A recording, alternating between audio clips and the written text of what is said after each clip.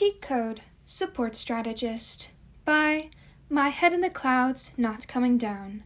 Read by Rat Overlord. Chapter 31. Memorable. Summary.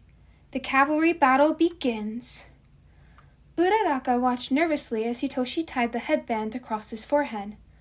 Are you sure that modifying the headband isn't going to get us disqualified? 82% sure, yeah, Mei responded, tightening the hover boots onto Uraraka's feet. Nowhere in the rules does it say that we're not allowed to mess with the headbands, Isuku said confidently.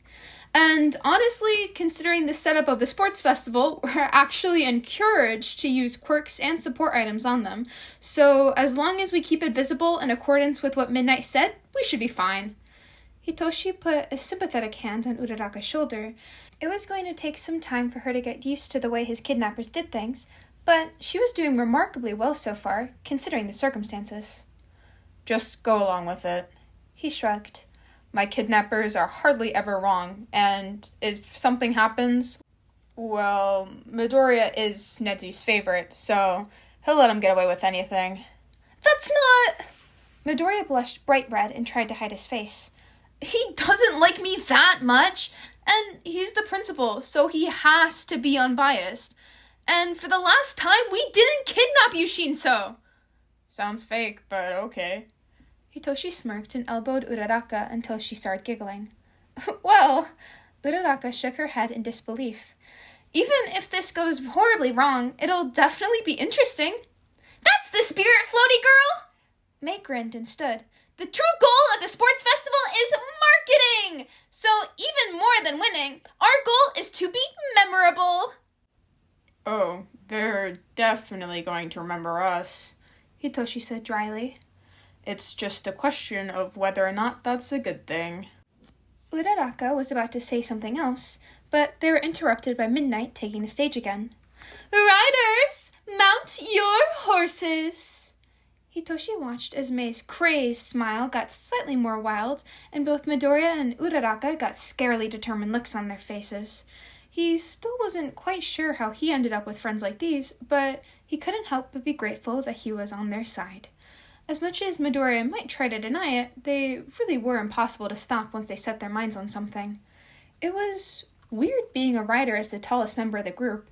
He understood where Midoriya was coming from, with the more consistent heights being better for the horses, and Uraraka's quirk making it so that his weight wasn't an issue. But still, Hitoshi carefully put on a bored expression and leaned back slightly so that it looked like he was king lounging on his throne. He could feel Midoriya chuckling beneath him and couldn't resist smirking. This was going to be fun. Is everybody ready? Mike yelled. The crowd screamed in response, and Hitoshi felt his team shift underneath him as the other teams prepared to charge at them. Midnight cracked her whip, and everyone leapt into action. Begin! Hitoshi's team immediately lunged forward, which caused a few of the teams to stumble back in shock, considering that, if one didn't have Midoriya as a strategist on their team, the most logical move would have been to just run away. Instead, Hitoshi's team ran straight for Bakugo's. In one fluid movement, Hitoshi whipped the headband off his head and threw it at Bakugo, whose eyes widened as the fabric started floating up and away without any gravity to hold it. Have fun, Kachan! Mike's confused voice echoed through the stadium. Is that allowed? Technically. Eraserhead sounded almost amused, which Hitoshi hadn't really thought was possible. Though it remains to be seen whether it's an intelligent move. On the one hand, getting rid of the 10 million points immediately means that they are no longer the main target. But, on the other hand, it means they now have 0 points. Having Uraraka remove the headband's gravity was a nice touch, though. It'll definitely add some dimension to this fight, Mike yelled, hyping up the crowd. Team Bakugo is gonna have their work cut out for them trying to keep them points from floating away. Stupid purple bastard! Bakugo looked practically ready to explode, even as the tape guy from Class 1A, Sero, used his quirk to grab the headband out of the air before another team could. Deku! Drop it, Bakugo, Rock Dude Kirishima yelled. We got the points now, so like Mike Sensei said, we gotta focus on keeping them. Hitoshi almost thought that Bakugo was going to go after them anyways, but he just tisked and turned away to combat that ice and fire guy who was going after the 10 million point headband. Only Deku would be useless enough to throw away points like that. Why I oughta... Mei growled. Mei-chan, that's the plan, remember? Midoriya interrupted. We want Katsuki to underestimate us. We want everyone to underestimate us. Our job for the rest of the game is to disappear into the background. Well, that and mess with everyone and get as many points as possible, Hitoshi added. Speaking of which, hey monkey boy, do you even have any points? Shinso, don't be so rude. Hitoshi just shrugged as Ojiro, if he was remembering Midoriya's analysis correctly, turned towards him with a scowl. More than you, our team isn't stupid enough to just give away our points. We'll see about that. Hitoshi couldn't hold back a smirk, but didn't take control of Ojiro just yet. Holding off taking control was difficult, but Midoriya had been right. It was getting much easier with practice. Plus, it was easier if he had fun with it. Hitoshi stared at Ojiro for a few seconds before raising his hand slowly, widening his smile slightly for maximum creep factor. The other team was starting to get visibly nervous. One of the other members, a short boy that Hitoshi thought was in 1B, tugged on Ojiro's sleeve. Come on, let's just go and get some other points. These guys don't have anything anyways. Oh, really? Hitoshi shifted his foot to signal to the rest of the team to get ready to move, then suddenly closed his fist on thin air and yanked, using the jetpack that Mei had given him to close the distance between their team as he finally let himself take full control of Ojiro. Hand over your points. The rest of the team was still off balance from the little show he put on, so no one was fast enough to stop a dead-eyed Ojiro from handing over his headband. Hitoshi released his control almost immediately, and their team simply used the momentum to carry them down the field, leaving a very confused group of hero students to wonder how exactly they had just lost all of their points. Shinso, Midoriya said shakily. Remind me to never come across you in a dark alley. Hitoshi couldn't help from laughing. From everyone else, a comment like that would rub him the wrong way. It was those kinds of comments that he got all the time from his classmates or foster siblings. But from Asuku, it just didn't seem as mean-spirited. You're one to talk. How are your murder notebooks coming along anyways? They're not murder notebooks! Isuku squawked.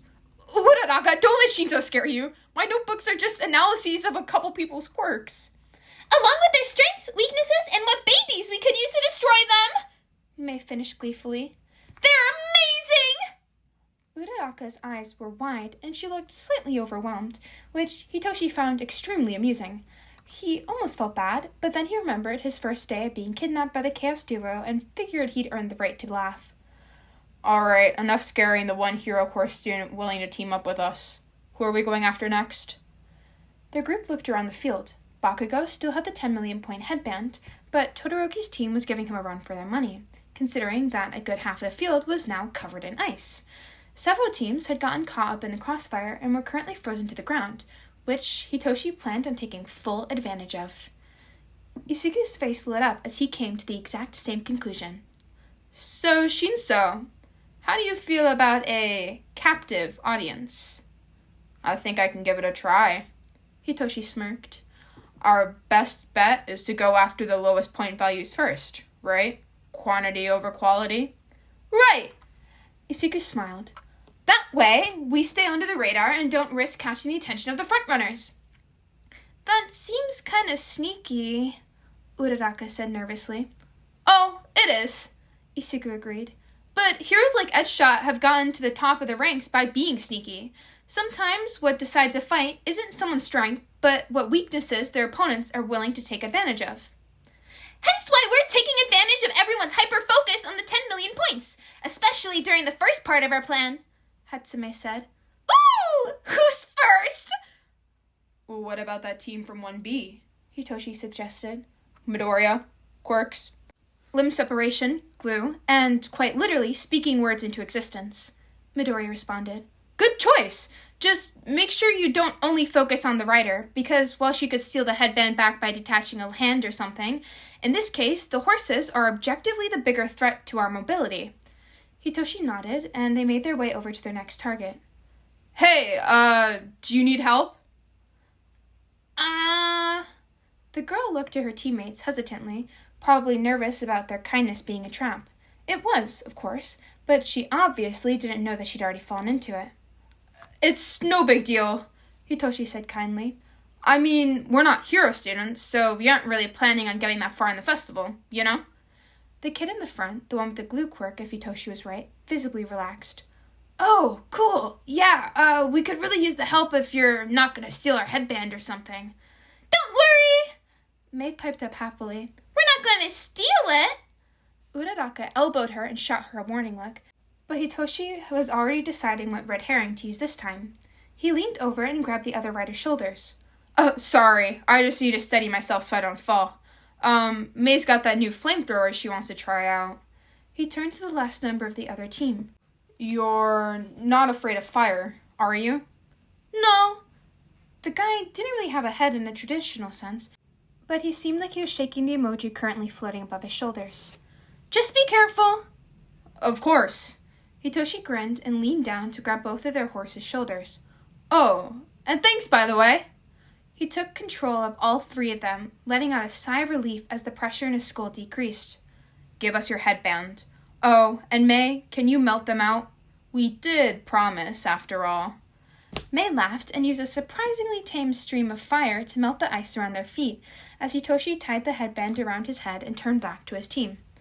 You won't notice your headband is gone until at least 1 minute has passed. He wasn't 100% sure whether that order would do anything, but if he could modify memories, then modifying attention should be theoretically possible as well, right? They'd just have to see. Once they were melted out, he let his quirk go and held his breath as they blinked back to life, looking slightly disoriented as the rider skimmed her eyes over Hitoshi's forehead, her own headband clearly visible on it. Hitoshi held his breath. She smiled. Thanks for the help. The corners of Hitoshi's mouth twitched. No problem. He could feel his teammates shaking in silent laughter underneath them as they walked away and broke. I cannot believe that actually worked. I was thinking, why is he releasing his control so quickly? Isuku gasped in laughter. That was awesome! I seriously thought we were dead! Uraraka giggled. Oh my goodness, that was such a rush! Next victim! May yelled in excitement. Onward! Isuku couldn't keep the smile off his face as they wandered around and started freeing teams that had been encased in Todoroki's ice. Shinso was doing really well at changing up the fake activation requirements for his quirk with every headband that they took, and beside him, Uraraka was gradually getting more and more confused. They had decided against telling her about the verbal response requirement, both so that she wouldn't have an unfair advantage if she fought Shinso in the next round, and so that they would be able to tell if Shinso's redirection was actually working. Judging by the almost constipated expression on her face as Shinso literally serenaded one of the teams, it was working exactly as they'd hoped. So, Isuku said happily. Have you figured out how Shinso activates his quirk yet? Uraraka looked at the team that was currently handing over their headbands. Maybe eye contact? I don't know. Isuku grinned mischievously and turned to look at her, which is how he almost missed the dark figure lunging at them. Oh shit! Shinso immediately activated the jetpack and Uraraka kicked on her hover boots so that they would get out of range, but that didn't stop the shadow from ripping off 2 of their headbands. The team they were currently facing had 2 1B students and a Class 1A student, but all 3 of them had animal-type mutations, which is probably what formed the common ground for them to have the confidence to team up. There was a girl with a horse-like mutation and a guy with a mantis mutation, but their biggest problem currently was the 1A student with the bird mutation. Note to self, Isuku muttered. Dark Shadow is apparently fully sentient. Yeah, Izukun, I think we figured that out. What did you do to Fumigage? Dark Shadow yelled and swiped at them again, forcing them to take to the air to dodge. Not that that would work for so long. Okay, weak to light. Isuku's brain raced and he started mumbling as May whipped out her flamethrower to keep Dark Shadow at bay. So, apparently he has his own consciousness, Or maybe his own area in Tokoyami's brain? That's probably most likely, but there's obviously some kind of separation between the two. I don't care about quirk theory right now, Isuku! Shinso yelled. Can I brainwash it? Because with the way it's thrashing, Tokoyami is going to wake up at any minute. Isuku jumped. Yes! That's a great idea! Shinso shook his head and huffed in frustration. Wonderful. Great help. Thanks. Hey, Bird Brain! Your other half must be pretty weak if he fell to a wimp like me, huh? Dark Shadow almost doubled in size as he lunged at them. Don't you talk about Fumikage that way! They all flinched as Dark Shadow swiped at them, only to stop short, inches from Hitoshi's face, eyes wide as he fell underneath Hitoshi's control. They all exchanged glances and started giggling uncontrollably. Oh my gosh! Uraraka gasped. That was way too close. Agreed. May laughed. I almost thought we were gonna break my babies! Okay. Hitoshi shook his head. Crisis averted. For now.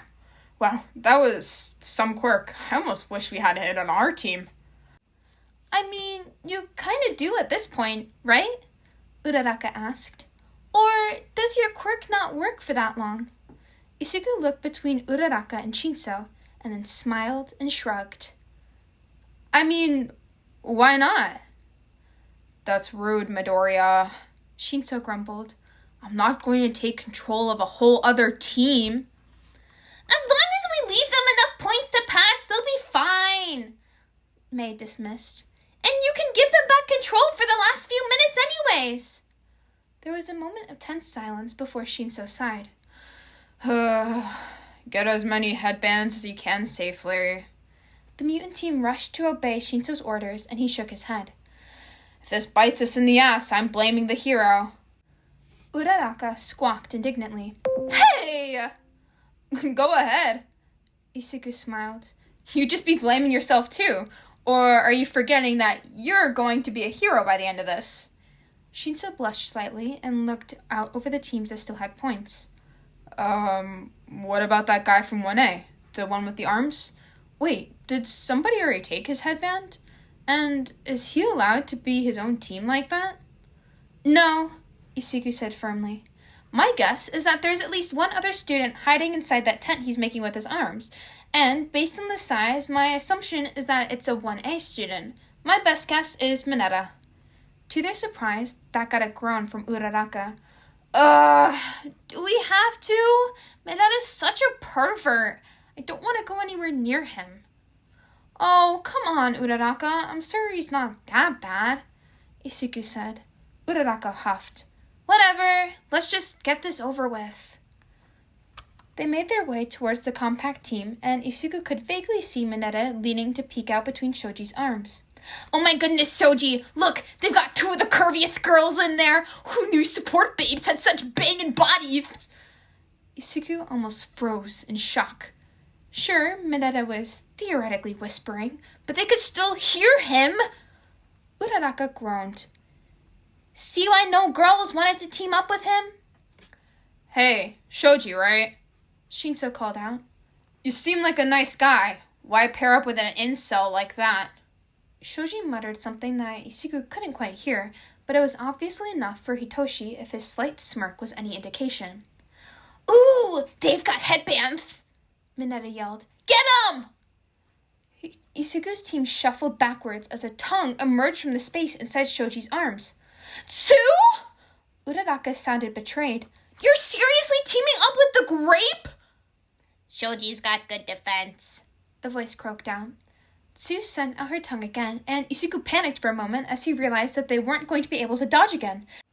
To his surprise, however, Mei simply lunged forward and grabbed the tongue as it was reaching for their points, wrapping it around her arm like it was a stubborn piece of rope.